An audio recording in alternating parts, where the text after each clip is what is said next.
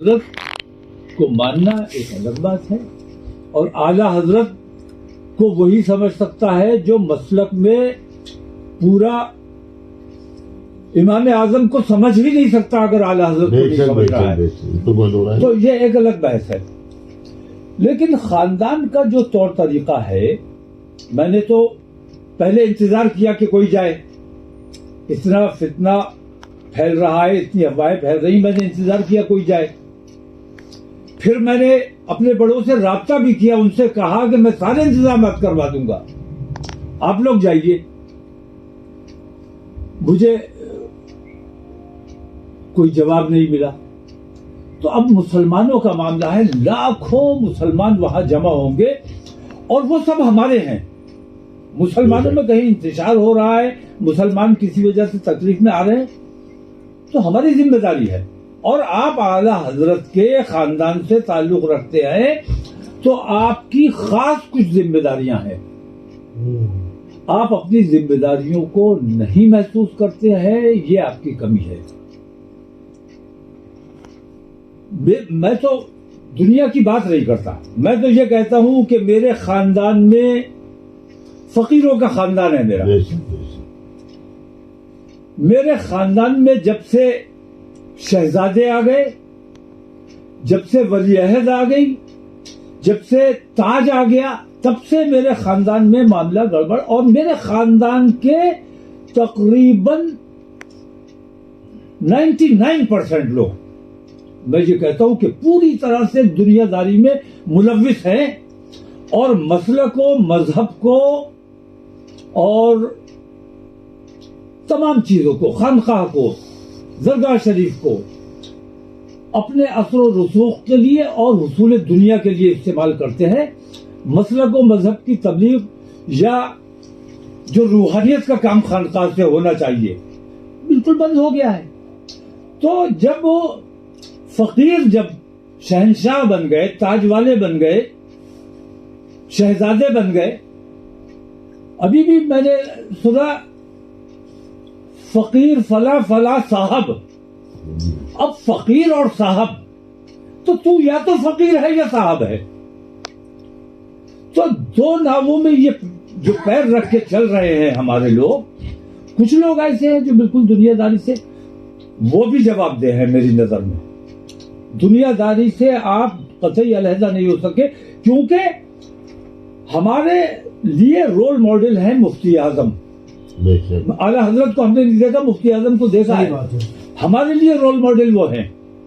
اور مفتی اعظم آج میرے خاندان میں ہر بچہ مفتی اعظم کے تقوی کی نقل کرنے میں لگا ہوا ہے، اور تقوی نام کی اس کے اندر کوئی چیز نہیں ہے۔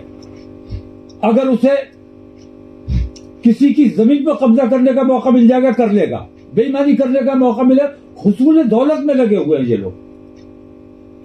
انہیں مسلمانوں کی تکالیف سے یا سنیوں کی تکلیف سے یا کسی سے کوئی مطلب نہیں ہے، اپنے مفاد میں غرق ہو چکے ہیں یہ لوگ۔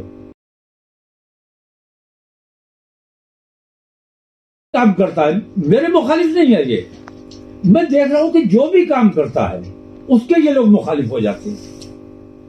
میں نام نہیں لوں گا کس کس کی مخالفت کی ہے اور کس کس کے خلاف فتوے جاری کیے جاتے ہیں، لیکن مجھے تکلیف نہیں ہے۔ میں اجمیر شریف گیا، ہو کے آ گیا، بات ختم ہو جاتی، کسی کو پتہ بھی نہیں چلتا۔ لیکن ان مخالفین نے اس کو اتنی تشہیر دے دی، میں تو احسان مند ہوں ان کا، لیکن میں کیسے ان سے یہ بات کہوں کہ بھائی اللہ کے واسطے اپنے طریقوں کو درست کر لو، تم مفتی اعظم کے طریقے پر آ جاؤ۔ مفتی اعظم کا طریقہ یہ تھا کہ اعلیٰ حضرت کے جو مہمان آتے تھے، میں نے اپنی آنکھوں سے دیکھا ہے، پلے گھر میں اور زنان خانے میں ایک چھوٹی سی کھڑکی تھی، اس سے اپنے مہمانوں کے لیے سینی دوپہر کا کھانا خود لے کر مفتی اعظم، اور آج مفتی اعظم کے مہمانوں سے ان کو ٹھہرانے کے، ان کے کھلانے کے پیسے وصول کیے جاتے ہیں، یہ جو، اور پھر نذرانے کی بھی امید رکھتے ہیں۔ میرے اندر کمی صرف اتنی ہے کہ یہ سارے اعلی حضرت کے نام کو، مفتی اعظم کے نام کو بیچ کر اپنے اپنے مرید بنانے میں لگے ہوئے ہیں. میں بنا سکتا ہوں، مجھے خلافت بھی ہے، لیکن میں مرید نہیں کرتا ہوں. یہ اپنے مریدوں سے غنڈہ گردی کروانے کا کام کرتے ہیں. یہ غنڈہ گردی، یہ عامیانہ طریقے اعلی حضرت کے اور مفتی اعظم کے آپ خون ہیں، تو اللہ تبارک تعالیٰ نے آپ کو خاص بنایا ہے جی. اور جب آپ خاص ہیں تو آپ کی کچھ خاص ذمہ داریاں ہیں. ان خاص ذمہ داریوں سے پہلو ہی یہ اعلی حضرت سے غداری ہے. خاص یہ بھی تو ہے کہ پیسہ خاص چیز ہے، پیسہ خاص ہے. نہیں، اعلی حضرت نے، ہم نے دیکھا ہے اعلی حضرت کو اپنے آباء و اجداد سے جو کچھ ملا اللہ کی راہ میں وقف کر دیا، بلکہ اپنے آپ کو بھی اللہ کی راہ میں وقف کر دیا. مفتی اعظم نے اپنے آپ کو اللہ کی راہ میں وقف کر دیا. تو میری پہچان، میری دولت یا میرا علم، یا یہ تو مسل پاور اور منی پاور کے پیچھے یہ لوگ بھاگ رہے ہیں، اور ان کے پاس جو اصل پاور ہے اس کو نظر انداز کر رہے ہیں. وہ بہت بڑی پاور ہے ان کے پاس، جس کو یہ اہمیت کم دے رہے ہیں، اور منی پاور اور مسل پاور کو زیادہ اہمیت دے رہے ہیں. غریب نواز کے یہاں ہم غلام کی حیثیت سے ہمیں جانا چاہیے، اور غلام ہے، غلام در غلام ہے، اور کسی کی بھی سیادت کا انکار کرنے کا آپ کو کوئی اختیار نہیں ہے. ہم نے مفتی اعظم کا زمانہ دیکھا ہے، مفتی اعظم کا طریقہ دیکھا ہے. ہم نے دیکھا ہے کوئی سید آیا ہے، اس نے اپنے آپ کو سید کہا، مفتی اعظم نے سراہانے بیٹھایا ہے.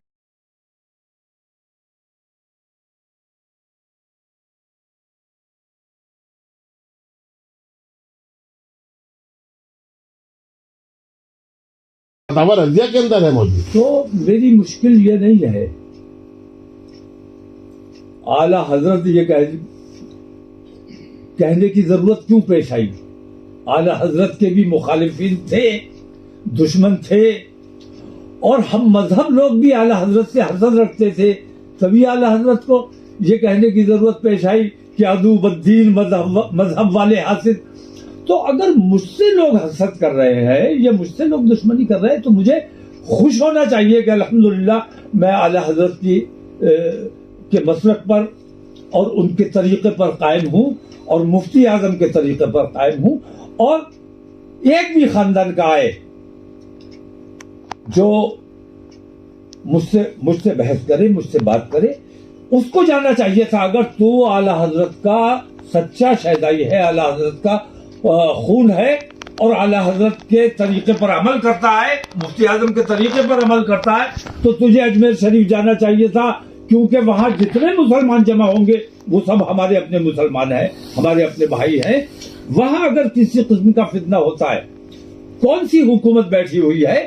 کل آپ کی لڑائی یا آپ کے فتنے کی وجہ سے کل وہاں کوئی پابندی لگا دی جائے یا یہاں کوئی پابندی لگا دی جائے، نقصان کس کا ہوگا؟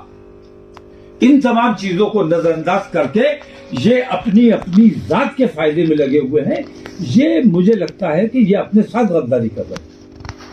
نہیں، ویسے دور سے تو سب بات کر رہے تھے، کوئی لیٹر جاری کر رہا تھا، کوئی تقریر کر رہا تھا، لیکن جانے کو کوئی تیار نہیں تھا. تو انہوں نے بھی آپ سے کہا تھا ٹیلی فون پہ کہ آپ ماحول صحیح کرو کہ ہم انڈیا صاحب کو دیں گے. نہیں، یہ بات میں تو یہ کہتا ہوں کہ اللہ جس سے چاہتا ہے کام لے لیتا ہے. میرا ایمان یہ ہے کہ اگر اعلی حضرت نہ چاہتے تو میں اجمیر شریف نہ جاتا.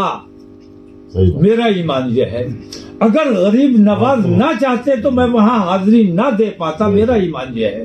تو اللہ نے مجھ سے کام لیا، بزرگان دین نے، اعلی حضرت نے، حضور غریب نواز نے مجھ سے کام لیا ہے. اس کی حسد ہے، اور یہ حسد آج لوگوں میں پیدا نہیں ہوئی، یہ حسد 1400 برس سے ہم دیکھتے آ رہے ہیں.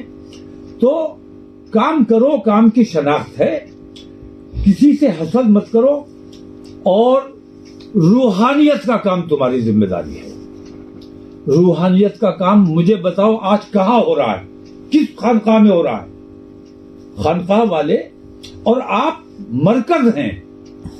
آپ کا اپنے علماء پہ کنٹرول نہیں، جو جس کا جو چاہتا ہے وہ تقریر شروع کر دیتا ہے, وہ بولنے لگتا ہے. آپ کے یہاں سے کوئی لائن اپنے علماء کو نہیں دی جاتی. چھٹ بھئیے گویے مقرر ماحول کو کتنا بگاڑ رہے ہیں,